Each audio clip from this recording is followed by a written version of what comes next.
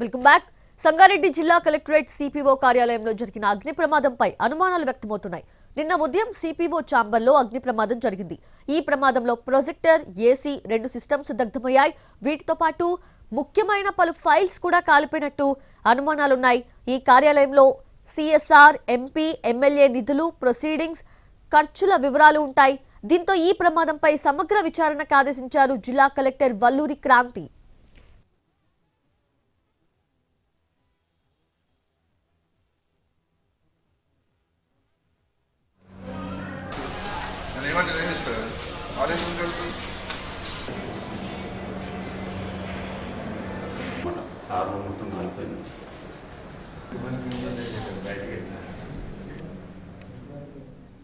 దీనికి సంబంధించి పూర్తి డీటెయిల్స్ తెలుసుకుందాము. మా ప్రతినిధి శ్రీనివాస్ అందిస్తారు.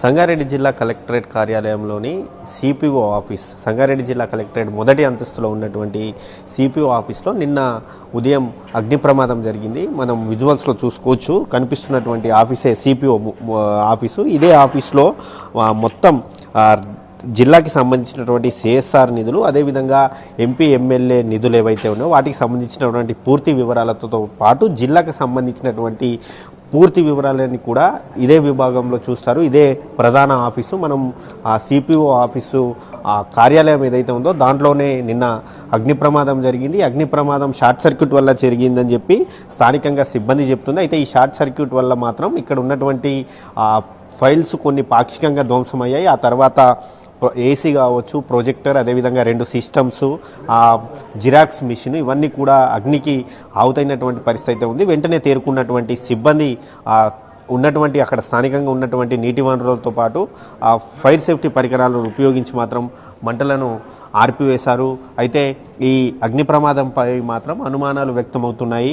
ఈ ప్రమాదవశాత్తు జరిగిందా, లేకపోతే ఇంకేమైనా కారణాలు ఉన్నాయా, అంటే కావాలనే ఏమైనా దీంట్లో ఏమైనా కుట్రకోణం దాగి ఉందా అన్న దానిపై మాత్రం అనుమానం వ్యక్తం అవుతడంతో మాత్రం జిల్లా కలెక్టర్ ఈ అగ్ని ప్రమాద స్థలిని నిన్న పరిశీలించిన తర్వాత దీనిపై పూర్తి స్థాయి విచారణ జరపాలని చెప్పి పోలీసులను ఆదేశించడం జరిగింది. వెంటనే క్లూస్ టీమ్స్ ఇక్కడికి వచ్చి ఆధారాలను కూడా సేకరించడం జరిగింది. విజువల్స్లో చూసుకోవచ్చు. పూర్తిగా కూడా ఇప్పటికీ కూడా నిన్న అగ్ని ప్రమాదం జరిగి 24 గంటలు గడుస్తున్నా కూడా ఇప్పటికీ కూడా విద్యుత్ పునరుద్ధరించలేదు. కార్యాలయం అంతా కూడా చీకటిలోనే, అంధకారంలోనే కొనసాగుతున్నటువంటి పరిస్థితి అయితే కనిపిస్తుంది. మొత్తం ధ్వంసమైనటువంటి సిస్టమ్స్ కావచ్చు, ఫైల్స్ కావచ్చు, అదేవిధంగా ఆ సిస్టమ్ పరికరాలు కావచ్చు, ఇవన్నీ కూడా ఎక్కడెక్కడే ఉన్నాయి. ఎందుకంటే ఆ దర్యాప్తు కొనసాగుతుంది. దీనిపైన అంటే దర్యాప్తులో మాత్రం ఏం తెలుతుందో అనేది మాత్రం ఇప్పుడు సస్పెన్స్గా మారింది. అయితే ఈ ప్రమాదం ఏదైతే ఉందో షార్ట్ సర్క్యూట్తో జరిగిందని సిబ్బంది చెప్తున్నప్పటికీ మాత్రం అంటే గతంలో జరిగినటువంటి